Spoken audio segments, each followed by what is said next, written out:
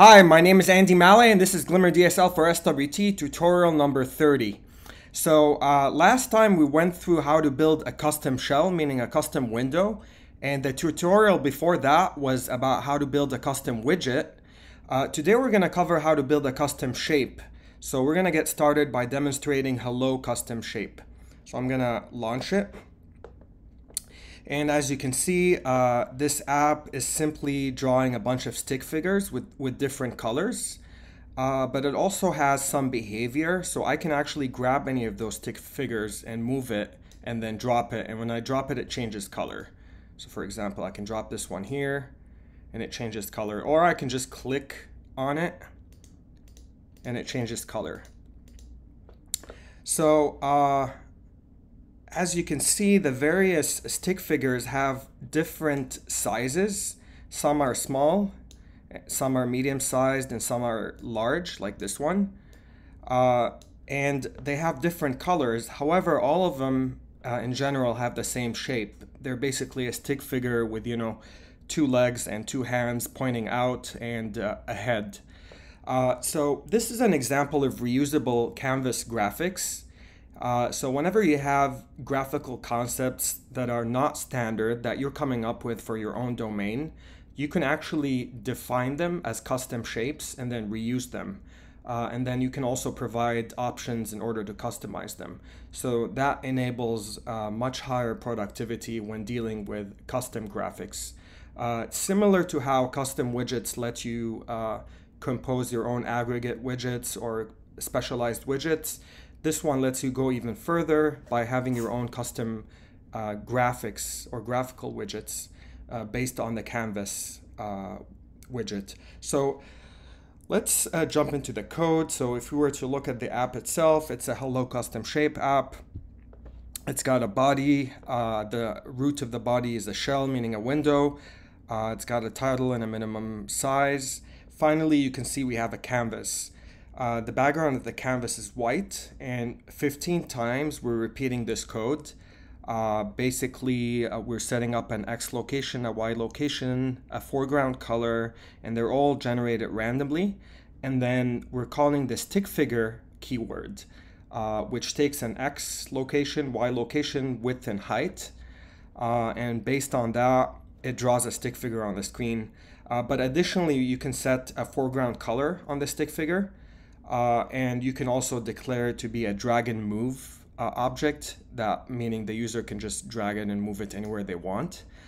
And not only that, you can even go further and attach a listener to plain old, plain graphics. So by attaching an on mouse up listener, Glimmer DSL for SWT will handle the low level details of making sure that whenever the user clicks on those shapes that are contained within this custom shape, it'll actually change color.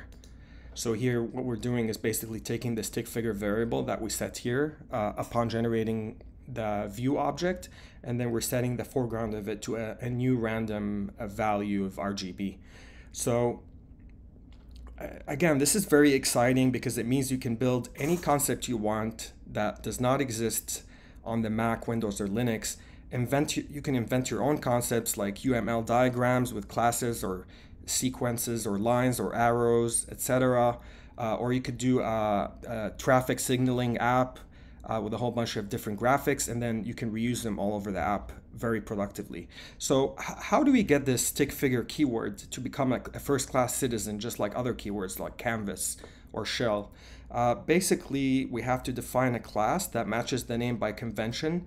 In class case, so like stick figure with a capital S and capital F, capitalized camel case, and then it basically will match the keyword by convention. So the keyword will be underscore stick figure with underscore case basically, and what you do is include a Glimmer UI custom shape module, and then the rest is the same as custom shell and custom widgets. You can declare your own options.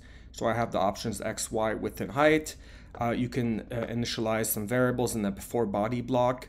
And then finally, you declare the body. And within the body, usually for shapes, you have a root element that is a shape. So you use shape whenever you want to aggregate other shapes. If you're specializing a shape, meaning let's just say I'm building a line that has a specific, let's just say width, like length and thickness, then you can put line as the root shape. But in this case, we're just aggregating multiple shapes, so we used shape. So shape is kind of like composite for widgets, except it aggregates shapes instead of widgets. And you need to supply it with the top left corner of it. So this is the X and Y coordinates of that shape.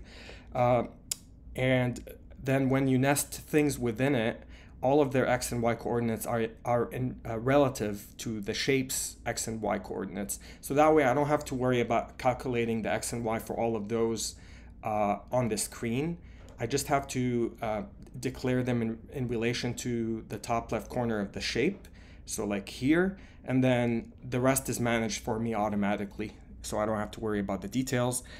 So anyways, we have an oval, which is a circle that is like representing the head. It's got a width and a head width and a head height. We got and then 5 lines representing the legs, the arms, and the torso. And they're all built with calculations based on those variables over here. So they're pretty automated. So all you care about from a consumer point of view is supplying the X, Y coordinates as well as the width and height, and the rest is taken care of for you. It'll automatically take care of generating a smaller stick figure versus a medium-sized one versus a bigger one. But not only that, you can actually add listeners that will say things like, if I click the leg, do this. If I click the arm, do this. Or if you add a listener to shape directly, it'll actually affect all of them.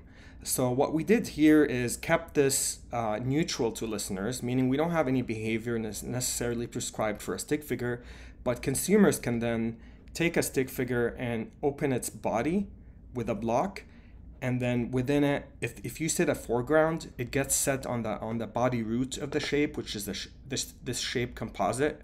And when you set any properties on this shape composite, they'll get applied to all the nested shapes automatically. So when we set a foreground color, it gets set on the oval and all the lines within. When you declare them to be a drag and move, all of them become drag and move. And then here, when we set a listener on mouse up, it'll basically get set to be invoked whenever the user clicks on any of those shapes. So you can see how this is making it much cheaper to reuse behavior on repeatable shapes. I mean, I declared the listener here once, and we have it on all the shapes, and all of them now are drag and droppable, as well as they change color when you click on them. So that results in the minimum amount of code possible to specify this kind of visual behavior, which is great for business apps because it means maintaining them is going to be a lot cheaper. This pretty much covers the custom shapes in Glimmer DSL for SWT. Again, to summarize, custom widgets let you reuse basically existing widgets in order to specialize them or aggregate them. Custom shells let you specialize custom windows, and then custom shapes let you basically specialize graphics that are nested within a canvas. And you can also build custom widgets based on custom shapes. So I can declare the stick figure and then I can make a widget out of it. So for example, the custom shape will only have those oval and lines. However, the widget, so I can build a widget that has canvas at its body root, a custom widget, and it adds this behavior and it makes a stick figure basically movable. So you can compose custom widgets out of custom shapes, which is again great. That means it gives you the ability to build the software graphical concepts exactly the way you think about them in reality. So meaning it makes the code maintenance a lot simpler, and it makes it a lot less expensive. So that way you become more productive and you can deliver at 4 times the productivity you would have had in Java or other technologies, maybe even 10 times or even more. So that pretty much covers everything about custom shapes. In order to learn more about Glimmer DSL for SWT, check out the GitHub project.